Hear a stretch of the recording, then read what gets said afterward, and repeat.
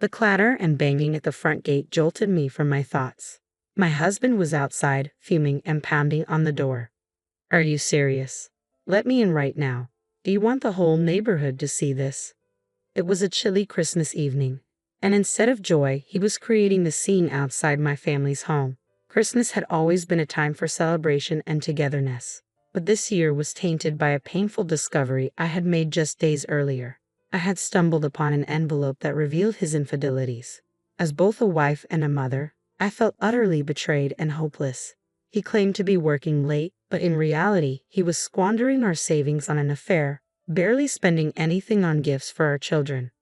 Unable to bear the weight of my emotions any longer, I flung open the door and confronted him, my family standing by, the air thick with tension. "What's happening?" he asked, feigning ignorance. Life as an ordinary housewife, living with my husband and our 2 kids, had seemed straightforward until then.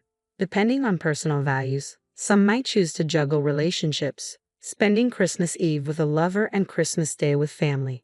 My siblings and I grew up in a household that didn't adhere to conventional celebration dates due to our parents demanding jobs, so we created our own traditions.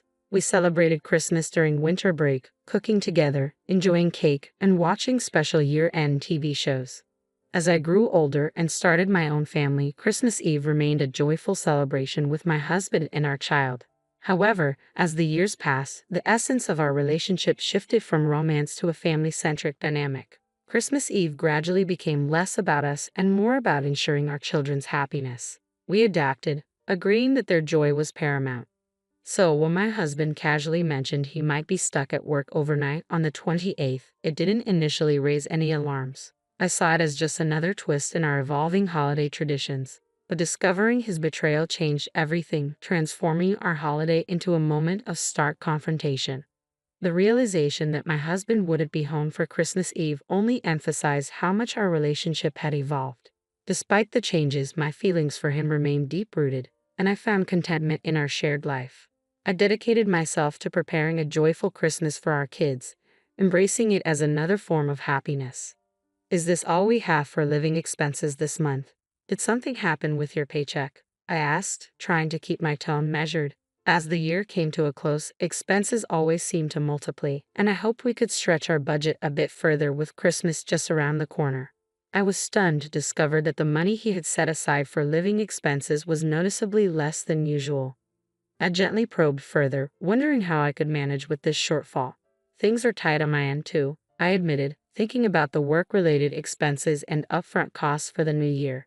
"Do you think I enjoy having to cut back this much?" Navigating our budget with limited resources had become a central part of my role as a housewife. My husband, visibly stressed, avoided delving deeper into the discussion.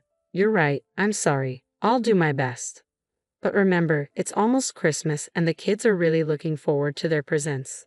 Let's try to make this season special for their sake. I don't want us to fall short." In our family, we usually had a rule: if the kids wanted something, they had to explain why they needed it. However, on birthdays and Christmas, they were free to ask for anything. That's why I was determined to ensure we had enough funds for their wishes, especially given their deep love for Christmas. "Let's be a bit more cautious with our spending," I suggested, turning to the kids. "What do you want for Christmas?" My husband sighed and gathered the children close. "I want a cartoon DVD set, but I also really want a picture book about trains, Dad. Which one do you think is better?" "The book, definitely. It'll help you learn to read, and you can share it with your friends. You could even read it to your younger friends. You'd be such a cool big boy." "I really want a new doll set so I can feed it and sleep with it," our daughter chimed in, looking a bit troubled. "But my crayons broke recently, and now I can't draw." "Crayons would be great, Carol. You're so talented at drawing," I encouraged, hoping to balance their wishes with our budget constraints. The simple yet profound joys of parenting shone through these moments as we navigated the season's challenges together. As I watched my daughter sketch, I suggested, "Why not ask Santa for some nice crayons, even better than the ones you had before?" But she was also eyeing that new doll set. "What about the dolls? Can't you listen to what I want?" she replied. "Remember, Santa only visits good children. Naughty kids who are selfish get nothing," I reassured her. "Let's ask for the crayons first." While I tried to balance the children's wishes, my husband nudged them toward more affordable options. Brian's gift can come from a used bookstore and Carol's can be from the discount store, he suggested quietly, implying this approach would help us avoid overspending during the festive season. Do you think spending money is the only solution? How foolish, he murmured under his breath, ensuring only I could hear. By labeling our children's eagerly awaited gifts as mere extra expenses, he subtly steered their young minds to fit his frugal agenda, which began to sow seeds of resentment in me. One evening, while my husband bathed our daughter, she came running in with a sparkly envelope she found in his work bag. "Mom, look, could it be from Santa?" Although it wasn't right for her to rummage through his things, my curiosity was piqued. "You shouldn't have taken that without asking. Give it here, and I'll put it back," I said. But when I took the envelope, curiosity got the better of me, and I peeked inside. It was a reservation for a Christmas dinner for two at a hotel on the 28th, the night he claimed he would be working. Questions and doubts flooded my mind just then as my husband's phone pinged with a notification. Startled, I glanced over to see a flurry of incoming messages. Normally, I would have thought nothing of it, but tonight felt different. I tried not to pry, but an unsettling feeling compelled me to check. All the messages were from someone named Tiffany, punctuated by heart emojis and featuring a profile picture of a woman much younger than I was. The pieces began to fall into place, painting a troubling picture. With each passing day, I found myself sneaking glances at his phone, confirming my suspicions. It was becoming clear that Tiffany was likely his mistress, and he had plans to spend Christmas Eve with her, possibly even hinting at a special gift. Driven by a mix of hurt and determination, I made the decision to hire a private investigator. Catching my overly confident husband in the act seemed like the only way to confront this painful reality head-on. The days leading up to Christmas were filled with a heavy mix of dread and resolve as I prepared to face whatever truths the investigation would uncover. When the results finally arrived, they confirmed my worst fears. Tiffany was an employee at my husband's company, and their affair had begun just a month ago. All those late nights he claimed to be working had really been spent with her. The sudden reduction in her household funds was likely being funneled into his affair. Holding the investigator's report, tears of frustration and betrayal spilled over. In just a month, my husband had shifted his priorities so drastically, favoring another woman over his own family. My diligent care for our home, grounded in the belief that he was overwhelmed with work, and our children's quiet longing for time with their father now seemed tragically misplaced. The revelation of his betrayal was too profound to ignore. Initially paralyzed by shock, determination soon took hold. I wasn't going to let this slide without taking action. Drying my tears, I channeled my energy into planning a decisive response for the morning of December 28th. I kept up a normal facade as I sent my husband off to work, but once he was gone, I packed the kids and headed to my parents' house. "It's been so long since we've all been together like this," my mom exclaimed upon our arrival. The festive spirit at my parents' home was infectious. We spent the day decorating a large Christmas tree and enjoying a joyful holiday party. The next morning, the children were ecstatic about the gifts waiting for them under the tree: a DVD and a picture book for my son, and a doll and some crayons for my daughter, all presented as gifts from Santa and their grandparents. As they played happily with their new toys, the adults looked on with content smiles. Suddenly, my phone buzzed. Stepping outside to answer, I heard my husband's distressed voice. "Hey, where are you? I just got home from work, but my key doesn't fit the lock, and the doorbell isn't working. What's going on?" I could hear him fumbling with the door handle through the phone. "Calm down. You're making a scene. No one is there because we don't live there anymore. We finished moving out yesterday. You were too busy with work to notice. And by the way, if you keep shaking that door, it might break." "If it does, that's not my problem," I replied, a mix of sternness and mockery lacing my voice. As I watched my daughter sketch, I encouraged her. "Ask Santa for some nice crayons. Better than the ones you had before." She had her eye on a new doll set too. "But what about the dolls? Can't you listen to what I want? Santa only visits good children." "Naughty kids who are selfish get nothing," she protested. I reassured her, "Let's ask for the crayons first." While I tried to balance the children's wishes, my husband nudged them toward more affordable options. "Brian's gift can come from a used bookstore, and Carol's can be from the store," he suggested quietly, implying this approach would help us avoid overspending during the holiday season. Do you think spending money is the only solution? How foolish, he muttered under his breath, ensuring I could hear him. He labeled our children's eagerly awaited gifts as mere extra expenses, subtly steering their young minds to fit his frugal agenda, which began to sow seeds of resentment within me. One evening, as my husband was bathing our daughter, she came running with a sparkly envelope she had found in his work bag. Mom, look, could it be from Santa? Though it was wrong for her to rummage through his things, my curiosity was piqued. You shouldn't have taken that without asking. Give it here, and I'll put it back. But when I took the envelope, my curiosity got the better of me, and I peeked inside. It was a reservation for a Christmas dinner for two at a hotel on the 28th, the night he was supposedly working. Questions and doubts flooded my mind. Just then, a notification pinged from my husband's phone. Startled, I glanced over and saw a flurry of incoming messages. I wouldn't usually pry, but an unsettling feeling pushed me to check my husband's messages. They were all from someone named Tiffany, complete with heart emojis and a profile picture of a woman much younger than me.